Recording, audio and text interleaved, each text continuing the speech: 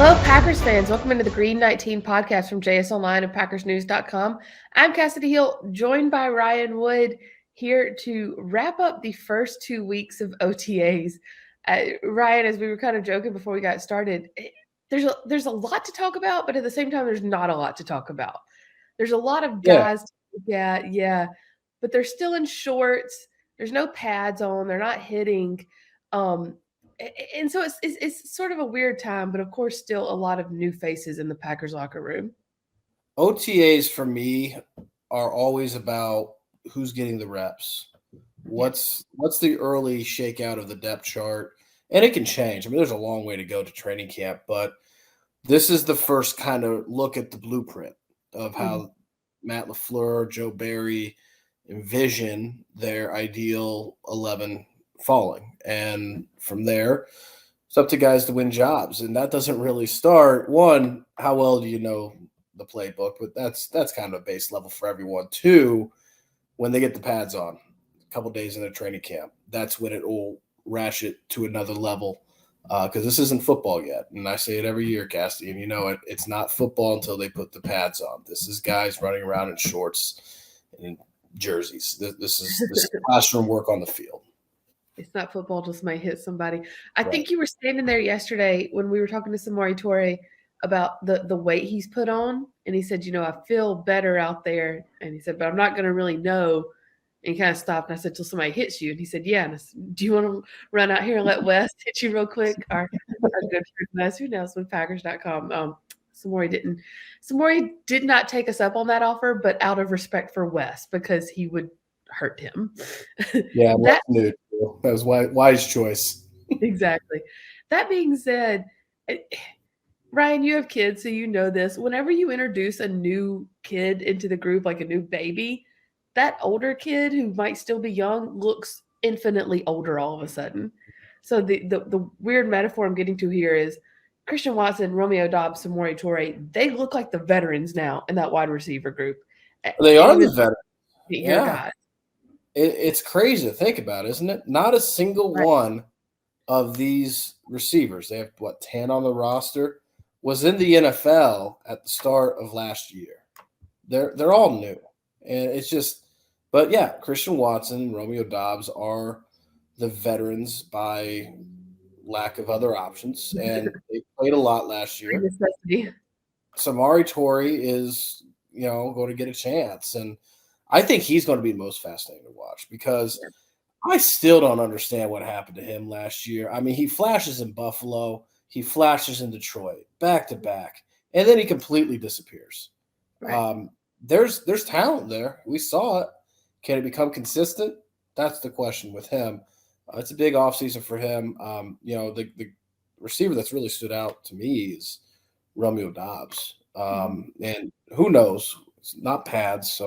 But if you remember, and I asked Matt LaFleur about this, Romeo Doubs was a stud at the start of training camp. All through training camp last year. Had a really solid – I mean, he's a player. The guy can play. Had a solid start to his rookie year, was earning Aaron Rodgers' trust, and then had, depending on your perception of it, either a dirty hit or an unfortunate hit in Detroit, got rolled up on, just missiled by the safety, high ankle sprain. Not only missed 4 games, but by Adam Stinovich and Matt LaFleur's own admission, wasn't really the same when he came back down the stretch. Matt LaFleur said that he's picked up where he left off when healthy. And that's big because it's got to be more than Christian Watson in this receiver room. And Romeo Doubs certainly looks like he's a guy that's going to be a factor. It was almost like after that injury, he didn't trust himself. Which I think he just stepped slow. I think he never quite got back to his full speed, which can happen with high ankle sprains late in the season. He just seemed a step slower when he got back. Speaking of speed, as you said, this is a wide receiver unit that's going to be looking for a lot of young influx of talent. Jaden Reed is so fast. And that is something you can tell during OTAs. He flies down the field, Ryan. I swear you can hear him whistle when he comes by. I mean, is that something that can translate into a rookie's game right away, or do they have to get used to the speed of the game?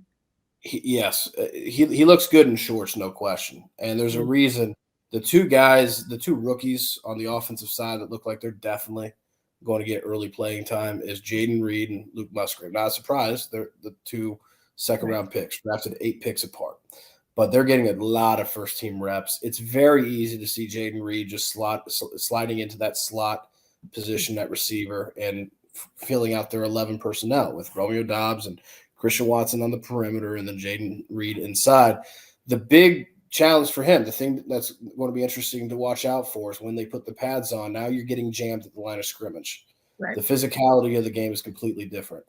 It's one thing to be fast in shorts, and he is, but is your play speed when you're getting jammed, when it's physical, does your play speed stay where it is or does it dip down? And that's going to be the hurdle for him to get over once they put the pads on.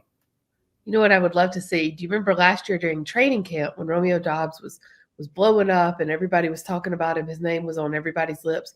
And Jair Alexander finally walked into practice one day and said, "Let me have him. Line me up from him. I want him all day." And it taught him some lessons, which you need to have. You'd rather have it in training camp than in a game. And I don't know if you remember, Ryan, but it shaped Romeo's confidence that day. And after practice that day, we saw Jair in the locker room go over to Romeo and spend a lot of time with him. And then we saw Romeo bounce back the next day, be the training camp early season darling that he was. All of that to say, I want to see Jaden Reed against Jair. That's usually your best baptism by fire moment as a rookie. You know what I'm interested in see? Who's going to do that with Luke Musgrave? Yeah. Because he's a monster. He's just huge. Matt LaFleur was asked, Luke Musgrave looks different than guys you've had in that position in the past. He interrupts the question. He goes, he is different. And, as Matt LaFleur said, he's got an elite trait in that he can flat fly, but he's huge too. If OTAs are about the eyeball test and just, first time to size up the size, weight, speed, height, all that, Luke Musgrave passes that in droves. When they get pads on, again, the same for everyone, especially rookies, but who in that safety room that they have can match up with the physical traits of Luke Musgrave? That's going to be fascinating to see. I don't know. I mean, when is he going to get that baptism by fire? Jair Alexander can hand it out for sure to any receiver. Even Christian Watson, Romeo Doubs in their second year, I mean, he can hand it out to anyone. But for Luke Musgrave, who sure looks like he's going to be tight end one sooner than later, that'll be interesting to watch. Let me ask you a couple of hypotheticals here with the tight end room before we move on.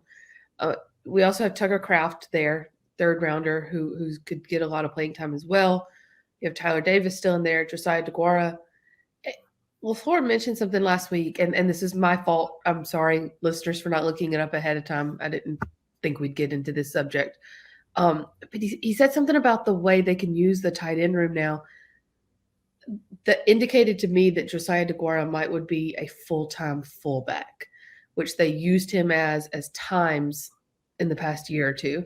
Could you see a situation where you have Luke Musgraves as tight end one, you use Tucker Kraft and then Tyler Davis as a supplement, and you use Josiah DeGuara more almost like Kyle Juszczyk is used by the 49ers?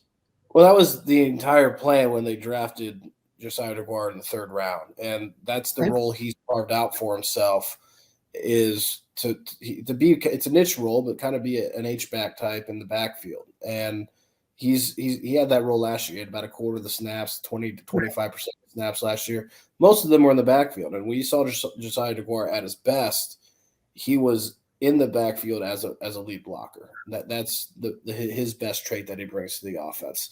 It'd probably be a niche package, a sub package, but for sure, Matt LaFleur is very multiple. We know that with a young quarterback, their running game is going to be their bread and butter. Having more tight ends on the field, having a lead blocker in the backfield profiles well for this offense. The thing that stood out to me is when I think it was Adam Stenovich that was going down the list of who are the leaders now on the offensive side, and he included Josiah DeGuara. Josiah DeGuara is by de facto a leader of that tight end room, and it seems from listening to the coaches that he's taken on that role well. I think his place on this roster is secure because of what he brings to the offense, because he is the old head now in the tight end room, and you use that term loosely because he's still under his rookie contract. But he's going to be an important piece for them, even if he only gets a quarter of the snaps. Yeah. As you said, he could be used a lot in that backfield. He would be leading the way for Aaron Jones and A.J. Dillon. A.J. Dillon came into OTAs with a very specific set of things he's wanted to work on. He's one of those that it's going to be hard to tell what difference it's made until the pads come on, just because of what he brings to the game. But how important is that? Let me back up. A.J. Dillon this offseason has made it clear he wants to work on not getting brought down low. And when you have someone who has his center of gravity, that shouldn't be how you're getting brought down most of the time. All of that to say, when do you feel like you could start seeing maybe a difference in A.J. Dillon's game? Would that need to be training camp as well? Yeah, but training camp, but really, even still with running backs, it's not till they're live tackled. It's for running backs, it's all don't get on the ground. Don't let the defender take you to the ground. And they don't really do a lot of taking to the ground in training camp, even with the pads on. So I would say during the season, but that's going to be important to watch because A.J. Dillon did not have the season last year that A.J. Dillon would want to have. And the coaches, I haven't talked to A.J. Dillon this offseason yet, but the coaches have made that clear. And it's because A.J. Dillon is capable of so much more than what he put forth last year. He has a lot of talent. He's a very high potential guy. And the Packers are going to need A.J. Dillon to reach that potential, to be a 1B to Aaron Jones 1A, because that's the backbone of their offense. It's Aaron Jones and A.J. Dillon. And if he's less of a second running back and more of a kind of a co-star in that backfield, that gives a huge boost to this offense. So I don't think we'll really know until they can get tackled because that's just the nature of the running back position. But it's on their radar. I mean, they know that there's more room to grow there, and that it's because he's capable of doing it. There are still two units on the offense we haven't talked about yet, and they are the ones that people want to know about the most. So let's start with the offensive line. The left side of that line feels pretty set with David Bakhtiari and Elton Jenkins. They've said that. They both said they feel better. Coaches have said that. The right side of that line and center, it feels wide open. Are you starting to see more and more of a consistency in those snaps? Because I feel like last week, who we saw like as the starting five when practice started versus who we saw as the starting five when they go into teams was still different. When do you start to see maybe consistency there? Or do you want to see coaches use OTAs to continue to cross-train, use guys in different positions in those three spots just to kind of get a feel for who can do what, train them all in different spots? I think they're using OTAs right now to kind of get an initial eval, a kind of a look-see on what they have there. Mini camp will be interesting, but really I think that's going to go into training camp on the right side of the offensive line. Who we haven't seen as the starting right tackle in the two open OTA sessions is who all of us kind of slotted in as the likely starting right tackle to start the season, which is Josh Nijman. He was the starting left tackle in the first open OTA sessions when David Bakhtiari and Elton Jenkins weren't there. And then he was on the backup line, and Zach Tom was the starting right tackle this previous week. It's going to be a revolving door competition between Josh Nijman and Zach Tom at right tackle all the way through until it gets settled, probably early in training camp, if it goes according to the Packers' preferred timeline. I don't know who wins that job. It's going to be fast. It's going to be one of the more fascinating position battles to watch. But they have options there. And if Josh Nijman's not the starting right tackle, there's still a lot of value there because he's one of the best backup left tackles in the league. There's not a lot of third tackles that can play the left side and lock down the blind side the way Josh Nijman can. So he's a commodity on this roster. It's just where does he fall? Does he win that position battle against Zach Tom? Right guard is solidified with John Runyon. Y'all know what the left side is. And Josh Myers sure looks like he's going to get every opportunity to just keep his job. He's got to play better than last year. But as Luke Buck has said, the offensive line coach, he believes in Josh Myers. He's going to be here a long time. The Packers drafted him in the second round for a reason. They're going to give him patience, and it's going to be his job. Do you think that was their way of sort of maybe lighting a fire under him by openly stating that center was open for business? It's interesting because behind Josh Myers, Sean Ryan is getting really a test drive at center, and that's really Sean Ryan's ticket to winning a roster spot, is if he can play center, if he can give depth there. Because Zach Tom can do it, but when you have a guy that can play either tackle spot, you don't want to be at center. You'd like him to play the more premium position at tackle, and I think that's the preference for the Packers, to have Zach Tom to maximize his impact beyond the perimeter of the offensive line. Can Sean Ryan be a backup center? I mean, that's going to be interesting, but the emphasis is backup. I mean, it's going to be Josh Myers' job unless something goes completely amiss. It's going to be him in the center of that offensive line. Well, we do know he'll be snapping it to whoever is at center. It'll be going to Jordan Love. Ryan, somebody asked me yesterday, what does the feel like in the locker room through OTAs without Rodgers there? I said, well, it's hard to tell yet because we've only been there twice. I said, and he wouldn't normally be here for this part anyways. The only part that's weird is walking in and seeing someone else in his locker. That still throws me off a little bit. That being said, this is very clearly Jordan Love's team now. Again, it's 2 practices. So take this with a grain of salt. But it feels like we've seen Jordan Love have some ups, have some downs. I think what has stood out to me is that he hasn't gotten flustered when he's had the bad moments, which can always be the case with a young quarterback, which I think goes into the fact that he's been here already for several years. Just initial impressions out of the first 2 practices. What have you seen from Jordan Love? Yeah, what did you say about the, when you bring a rookie in, the guys who have been there just seem like they're bigger, older overnight. Yeah. And it's not that same situation. I mean, they did bring a rookie in Sean Clifford. And that's, by the way, the weirdest part of someone else being in Aaron Rodgers' locker is literally the first locker you see when you walk in. That was Aaron Rodgers' locker. And so you're just used to, as soon as you walk through those doors, there's Aaron Rodgers. You don't have to look for him. He's right there. Now it's Sean Clifford. That's a jarring change. But with Jordan Love, it's the omission, the absence of Aaron Rodgers. He just looks like he got so much older overnight. Yeah. Now he's in QB1 role. I mean, it's him. And you can detect some confidence in that role. But what's that saying? Everyone's confident. What did Mike Tyson say? I think everyone's confident until you get knocked in the mouth, and then you find out. And we haven't found out yet. That's going to be the real test for him. Is once he's going against a defensive coordinator, whether it's Steve Spagnuolo in 2021, his first NFL start, or the Chicago Bears Week 1, and they're bringing the house and plays break down, and he's holding the ball, and he's got to make something happen with it. How does he respond to that moment? That will be the real test. But until then, he's handled everything as well as he could. He won his introductory press conference as the starting quarterback, which means about that much, very, very little. But in OTAs, I think one of the things that I've noticed is that he's willing to take his checkdowns. He's not forcing the ball down the field a whole lot, which is pretty in tune with what Matt LaFleur and Matt LaFleur runs the Kyle Shanahan offense.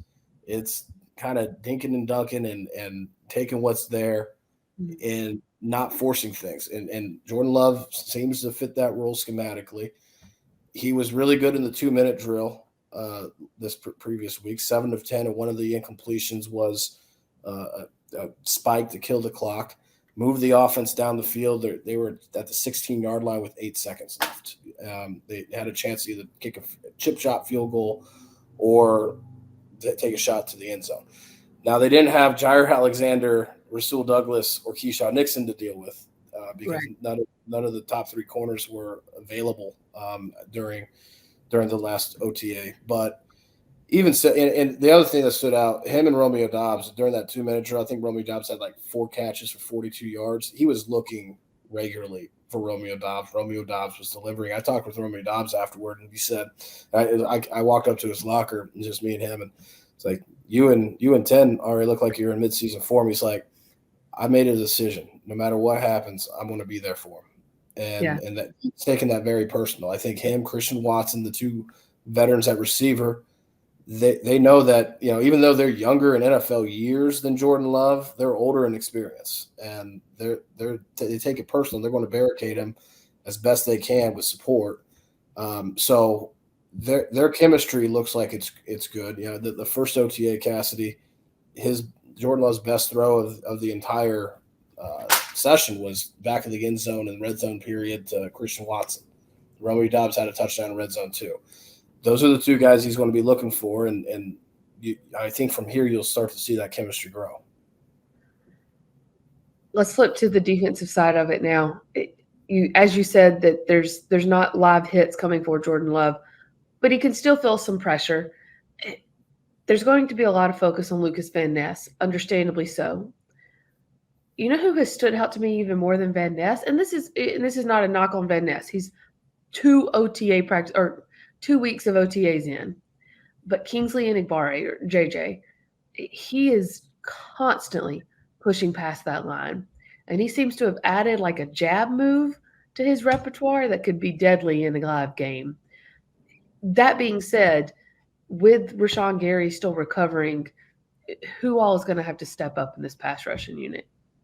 Yeah, Kingsley Enagbare, Justin Hollins is a guy that's getting first-team reps with Rashawn Gary being out, and he got first-team reps aside Preston Smith when Preston Smith was at the second open OTA.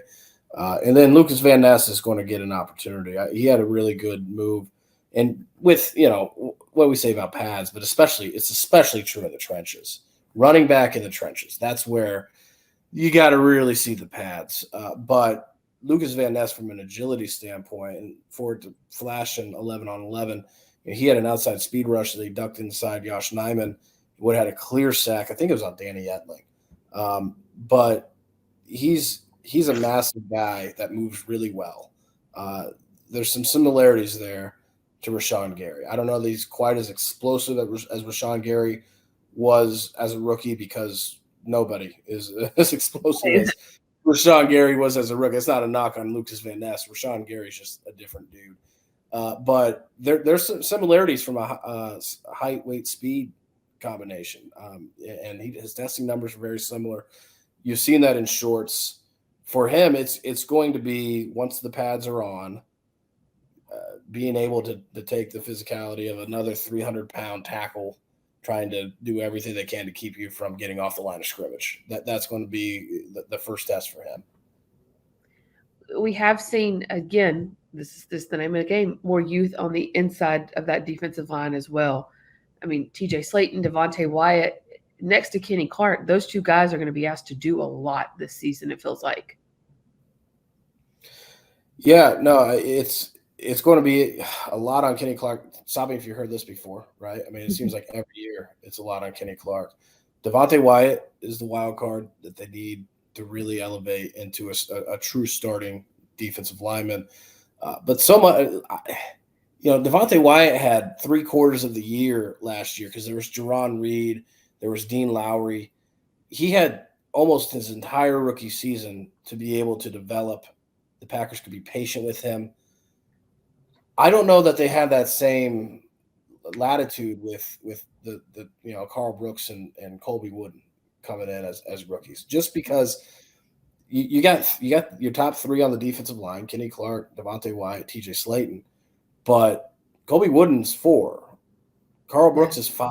Like that's, if you want any kind of rotation there, even if you're in predominantly sub-package nickel and you have 2 down linemen in the middle of the defense.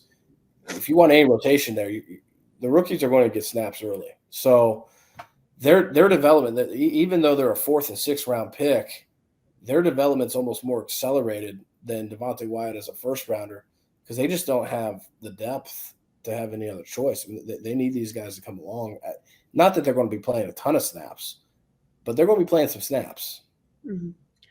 And something else that I think is interesting that we should keep in mind, And admittedly, I don't know if we've seen a lot of this through OTAs. The first OTA, I was watching a lot of Jordan Love. This week, my plane got in late, as Ryan knows. I got there right as practice ended. Thanks for my plane getting delayed there, Delta.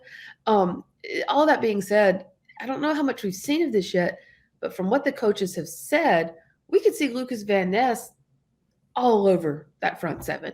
We could see him on the edge. We could see him in the interior. We could see him as an outside linebacker. And so he's a chess piece that they can move around to a lot of these different pieces, correct? Yeah, there's no question they see him that way. We've seen him predominantly on the edge through the first two OTAs, which isn't a surprise because that's what's going to be more new for him. He didn't stand up a whole lot at Iowa. Whether he was at a 5-tech defensive end or inside, he had his hand in the ground in a 3-point stance. So that's the transition to that's what they're focusing on right now. But just because that's where we've seen him, again, that's the new part. The part that's not new for Lucas Van Ness is dropping inside. He did that a lot, and he's going to do that in the NFL. As soon as he got drafted, Brian Gutekunst likened him to Zadarius Smith. And schematically, if you remember how they used Zadarius Smith, he was everywhere. He rushed from the interior a ton. Jason Rebrovich, the outside linebackers coach, he kind of let slip that he could see some 3 outside linebacker packages where you got Lucas Van Ness inside. Once Rashawn Gary comes back, you got Lucas Van Ness inside. You got Gary and Preston Smith on the outside, which is something that they did when they had Zadarius Smith. They had him inside, and they had Preston Smith and Rashawn Gary on the edges. When you are able to put 3 of those guys, 3 fast twitch athletes true edge rushers on the field together, that is a really good benefit for any defense. And so when did they get Rashawn Gary back, which we don't know. He's been in a rehab group this entire spring. When they get Lucas Van Ness caught up to speed and they have him comfortable, because just because you're throwing a lot as a rookie doesn't mean he's comfortable with it all yet. We saw that with Christian Watson last year. They threw the kitchen sink at him early. He was swimming through that stuff early in the season. He had the injuries as well, but there was a lot going on in his head. And once the game slowed down for him, he got comfortable with it. You saw Christian Watson take off. Be the same way with Lucas Van Ness. He's going to have to swim through all this stuff they're throwing at him. But once they're able to get him comfortable as a rookie, once they have Rashawn Gary back, I think you see a lot of 3 outside linebacker package. Will be exciting to watch for sure. Looking at the corners, there's not a ton to talk about there, so we don't have to spend a ton of time on it because Jair Alexander and Rasul Douglas have not been here through OTAs so far. And frankly, they've got those spots locked up. The wild card there is how soon does Eric Stokes return? How soon is his recovery? How soon does he recover from an injury that was much, much worse than we knew at the time? He said he had the Liz Frank injury is really what kind of threw things off with his timeline, the break in the foot. And when he does come back, Ryan, just give me a quick synopsis. Where is his position? Like, what does he do? Because it feels like they've had Rasul Douglas come in and sort of lock up that other corner outside position now that they have Keyshawn Nixon, who they can trust at nickel. That's the biggest thing, is that they seem intent on going forward with Keyshawn Nixon as the slot corner, which means that you're not going to see Jair Alexander or Rasul Douglas need to drop inside. They don't need to drop inside. They just keep them on the perimeter where the Packers feel like they're best. The perimeter is where Eric Stokes lines up. So he's going to have to earn everything he gets. He's going to – now, the caveat to this, injuries are always part of the game. You don't know. I mean, Jair Alexander, you hope not, but Jair Alexander could try to tackle Najee Harris in week 4. It won't be Najee Harris's time, and he's got a shoulder. He's out until the playoffs. So you never know how injuries are going to factor. Isn't that how Eric Stokes first got on the field so much as a rookie? No, he was earlier than that. He was week 2 as a rookie. He didn't play much in the opener that year against the Saints. He didn't start that year. I believe, if I remember right, Kevin King did and did not play well. Week 2 against the Detroit Lions is when he got on. Okay. But Rasul Douglas wouldn't be here if not for Jair Alexander having that injury, because once Jair Alexander went down with that shoulder, they had to find someone else, and they won the lottery with Russell Douglas. But he's going to have to earn everything he gets, because the thing that's lost in last season, like, he had that awful injury that put him in a wheelchair. Like, I've never seen that, a guy in the locker room in a wheelchair. He was in a wheelchair through the end of last season, and then he had crutches. I mean, it was a very long process, because it was the Liz Frank and the meniscus. The meniscus on its own would have been 4 to 8 weeks. Maybe he's back in 6. Gives him a chance to return by the end of the season. But he said as soon as he found out that he had the Liz Frank injury, he knew his season was over. He wasn't going anywhere for the rest of the year. So not only did he have that, but before then, he didn't play well at all. He really, you see this from time to time with guys that have good rookie years regress in their second season, but he hit that sophomore slump, and I asked him, especially having the downtime of the injury, what was that like watching the film? He's like, oh, I hated watching that film. It was terrible. But he forced himself to. And I asked what he learned about it. He said, it's the old former DB's coach, Jerry Gray, who's now in Atlanta, told him, as a corner, you've always got to have your gun ready. You've always got to be ready to go every snap. And he wasn't last year. So he's going to have to not only overcome the injury, he's going to have to overcome not playing well through the first half of last season. And now he's going to have to earn everything he gets. And the two guys that are missing voluntary OTAs because they don't need to be there, because that's how secured they are, just happen to be in his position. So the thing to keep an eye on is going to be Keyshawn Nixon. How does he play in slot? Because if he struggles in slot, and he's a player now, I think that he's going to take that position and be just fine. But if he does struggle in slot, then there might be more room for Eric Stokes on the perimeter, because you have to drop probably not Russell Douglas, maybe more Jair Alexander in the slot. Yeah.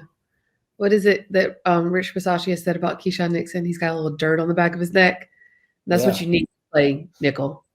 And they're not in pads. They're not in pads, but watching Keyshawn Nixon, the way he competes every snap, you can see why the Packers like him there. I mean, the guy competes. That first week, he was everywhere.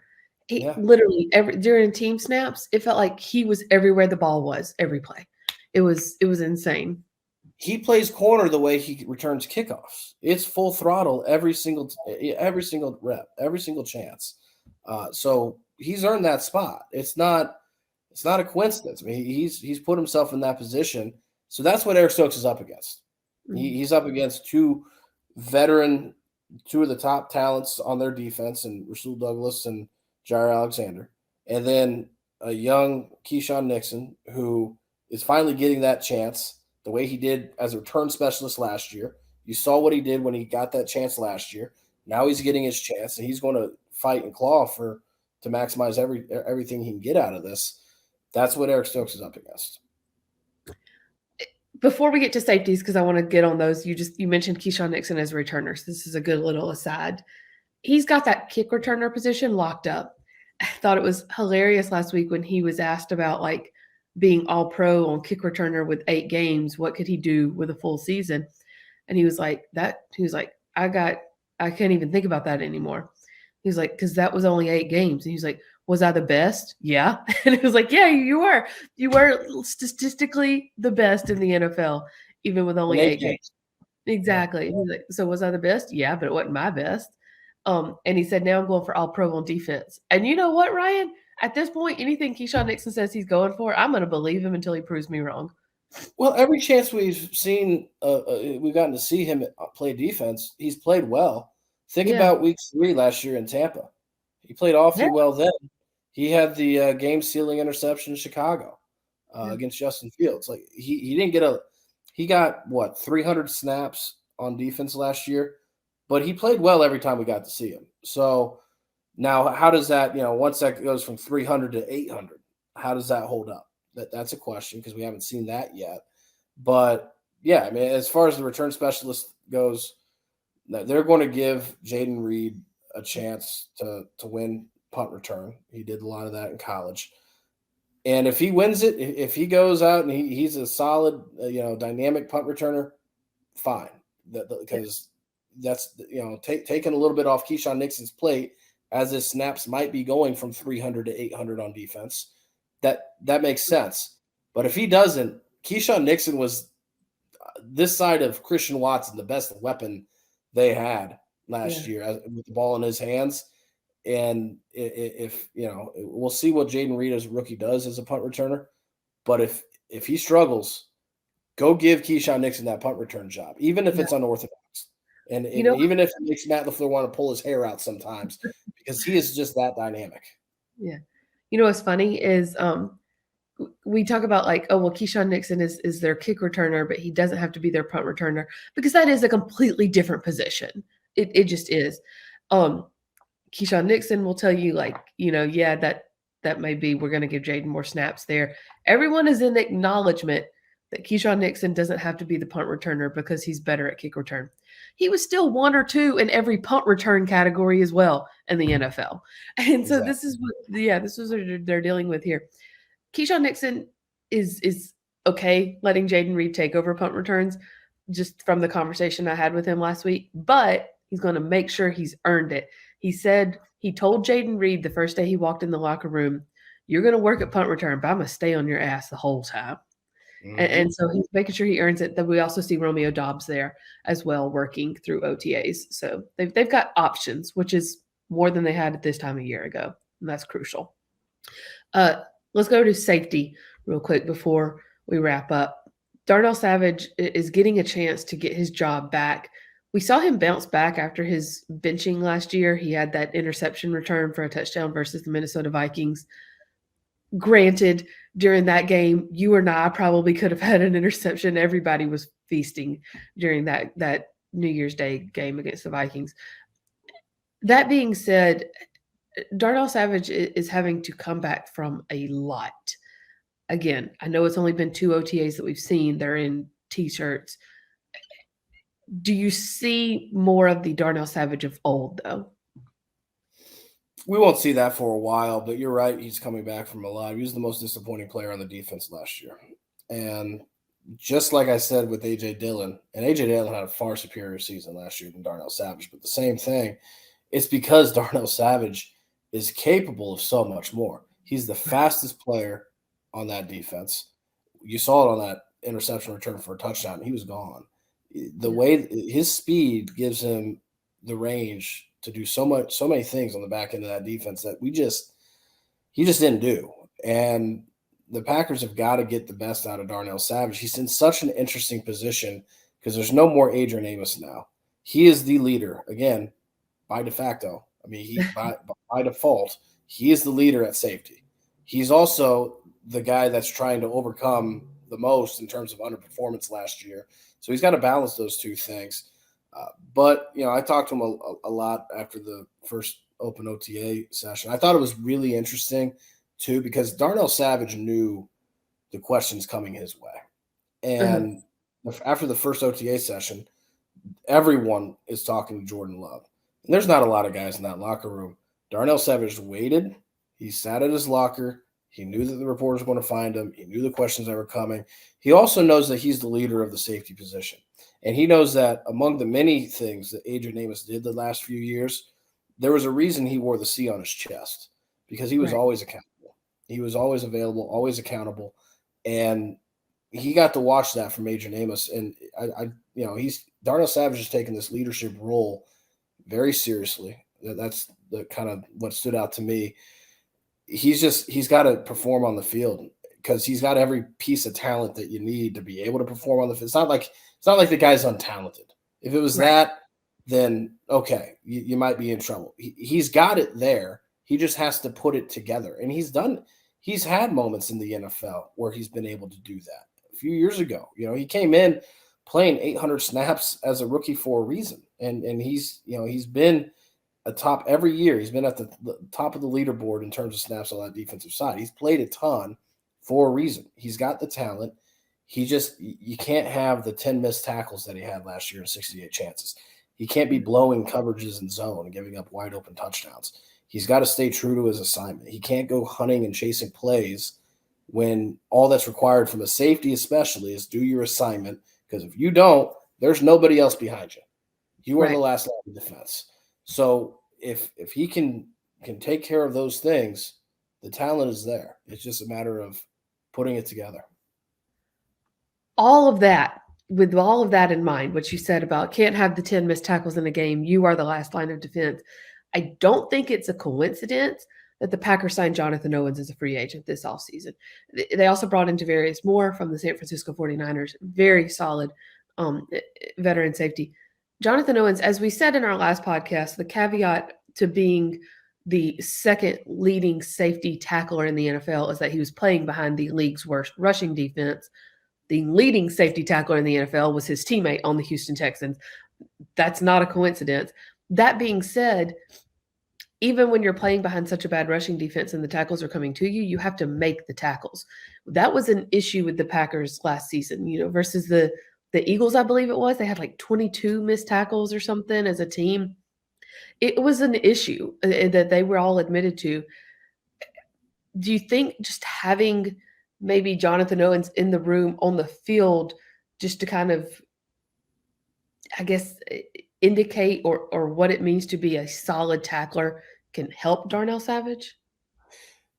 Well, I don't know what kind of tackler Jonathan Owens is yet. I didn't get to watch him a lot. And tackle's one of those stats where, I mean, if you knock a guy back on his ass at the line of scrimmage, or you have him drag you 5 yards downfield, it's counted a tackle the same way, even though on the film it is not the same play. That should be a breakdown on the stat sheet, though. You're right. Exactly. What kind of tackle is it? Because all tackles are not the same. Right. So he had a lot of tackles, and I'm not saying it was one or the other. I don't know.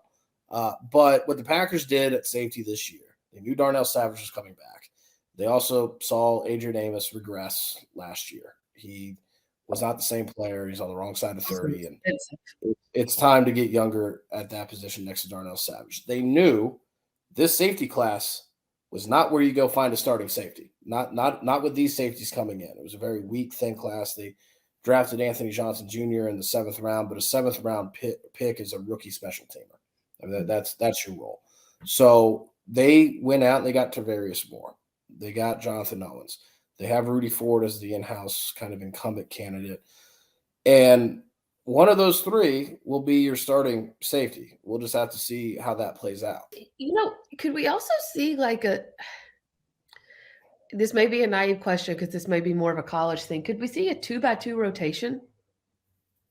No, not at that position. I mean, based on matchups, like if they feel like Jonathan Owens and Tarvarius Moore are very different in skill set, let's say this is totally hypothetical, but say one is a coverage safety and the other is a thumper, and they know that Darnell Savage is their best guy, then based on the matchup from week to week, maybe you can see some rotation there. But especially in the secondary, it's kind of like offensive line.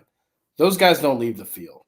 Your best 4 or 5 in the secondary are staying every snap. So I think ultimately what they'd like to see happen is Darnell Savage become the Darnell Savage they feel like he can be, and have another starter emerge head and shoulders above the field to match Darnell Savage, and just have your 2 anchors on the back end. And you never got to take them off the field. That would be the preferable outcome. But short of that, could there be some rotation? Maybe, but that'd be a fallback. That would be a secondary plan. And the secondary, you like that wordplay? Hey, that was nice. That was a good pun. Totally unintentional. To your point about could one be a cover safety, could one be a thumper? This is an observation from OTAs. Here you go. Something that shocked me because I had only seen him in pictures was how slight Jonathan Owens is. And then I realized it's because in the pictures, he's standing next to Simone Biles, who is a little bitty person. And so, of course, he was going to look huge. But he may have been my height, Ryan. And the other thing, too, is these guys unless you're A.J. Dillon is the exception. But these guys just look different when they put the pads on. They go from being really big humans to being like gladiators when you put the pads on. You know what? Not just A.J. Dillon. Luke Musgrave and Tucker Kraft are big dudes too. Their size. And Lucas Van Ness is a big guy. They've got some impressive athletes out there for sure. But when just wait until you see those rookies in pads. they will metamorphosize overnight. It's something. I meant to say this earlier when you were talking about Darnell Savage. My gripe with Darnell Savage right now is that this week I asked the guys what their favorite Taylor Swift song is, since she's starting her Midwest shows this weekend. And Darnell Savage got her confused with Adele. The nerve. I could see it. Don't agree with him. Don't agree. Don't sit here and agree with him. I got you, Darnell. I can see it. I can see it. I was offended on her behalf. I couldn't give you my favorite Taylor Swift song. Because I'd have to know a song to be able to give you. And I do love Adele. Those are just two completely different people. Ennis Gaines sang me a whole line from a song. It was beautiful. You'll have to. Did he really? He did. How was the singing voice? It wasn't bad. It really wasn't bad. Could he go on Masked Singer? You know, I could see that. You don't have to be good on that. There's a thought.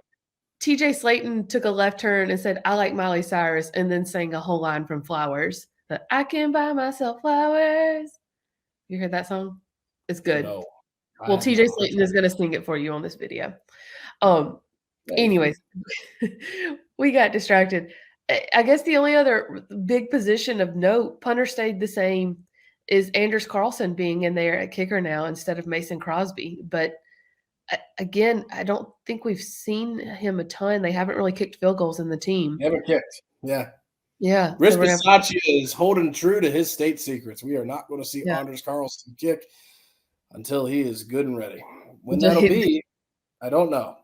Who knows? Something else of note that we found out this week, there will be 2 joint practices for the Packers this year. We already knew the Patriots were going to be coming to town before that week 2 preseason game. We now know they will also be having a joint practice with the Cincinnati Bengals when they travel to Cincinnati for that preseason game, but just one. And Ryan, Bengals head coach Zach Taylor was asked about, are you worried about doing another joint practice after the helmet swinging incident that the Bengals had last year during a joint practice? And he said, yes, that's why we're only doing one day instead of a full week like most teams do. Is it beneficial to do a joint practice with a second team, or does it all come out in the wash? Does it not make a difference? This year it is. It's a little bit of a different year here for the Packers. The joint practices, look, preseason games are irrelevant. I mean, you want to see maybe how young guys show up in the lights and can they make plays against live tackling. But from a schematic standpoint, it's all moot because it's completely vanilla. There's no intricacies whatsoever on either side of the line of scrimmage. It is line up, make a play, beat the guy across from you. There's no scheme there. Joint practices, they put in scheme. So Bill Belichick is going to be putting in his scheme for Jordan Love. Defensive side, Joe Burrow is going to be running his stuff against his Packers secondary. So the joint practices carry a lot more value in terms of what they can actually get done from a workload standpoint when it comes to scheme. Having a first-time starting quarterback, you want to get as much preparation as possible. So I can see it. The fascinating part of that, Kassidy, is obviously they're taking training camp out of Green Bay for the first time in eons. I was talking with Pete Doherty, our resident Packers historian on staff, and he's like, well, I think they did it in the 40s and 50s. But Pete and Spoon have been on staff for 3 decades. They haven't done it. They haven't taken training camp out of Green Bay in their time. It's been a very long time since this has happened. The reason why they haven't done this is because of the economic impact that it gives the area. Now, it probably helps from an economic impact standpoint, knowing that the NFL draft is coming to Green Bay in 2 years. Yeah. So there's going to be a huge economic boom coming to this area. But that's different. It's going to be very different to see a training camp practice outside Green Bay. And teams like to come here because of the weather during August. But Cincinnati's the same way, I don't think they're going down to Houston. Right. I just said Cincinnati's on the Great Lakes, and they're absolutely not. Apologies for that if you're listening. They're close enough. Geography. Who needs geography in a football show? They are on the river. They're on the river, so it's nice. They are. The Ohio River. Do you think they'll take the bikes to Cincinnati? Oh, that's a great question. I haven't thought of that. Like, do you think Packers fans will show up with bikes? One of the coolest things, honestly, over the last 4 years since the Texans and the Jets, gosh, who else is the Saints when they've come to joint practices, is seeing their players ride the bikes and how Yeah. excited they get in on it. I mean, it's a great Packers training camp tradition. Obviously, everyone knows that here, but the opposing players really get in on that.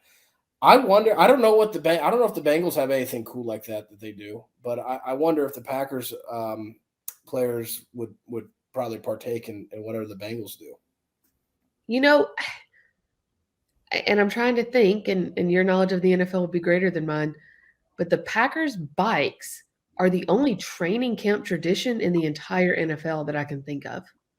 Me too. I don't know, if there's anything. I'm sure there's other teams that do something. I don't Right. know what it is.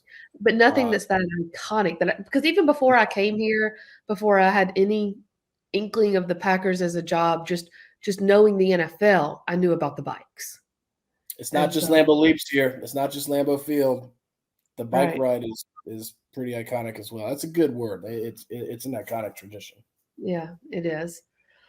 Okay, Ryan, I'm going to give you your final spoons night here with us, so you'll get 60 seconds today. Ready? Oh boy. Use Put it me on the spot. I would just like to thank you, Kassidy, for getting through this entire podcast without any Ted Lasso spoilers, because I am dying to watch it. I haven't been able to watch it yet. That would be rectified. I texted Ryan yesterday, and I said, before we get on this podcast and I spoil anything, have you watched the finale? And I have not. I have not yet. I'm going to take care of that very, very soon. Needs to get taken care of. But I guess in my 60 seconds, don't give spoilers, but what were your universal overall thoughts on how this series ended?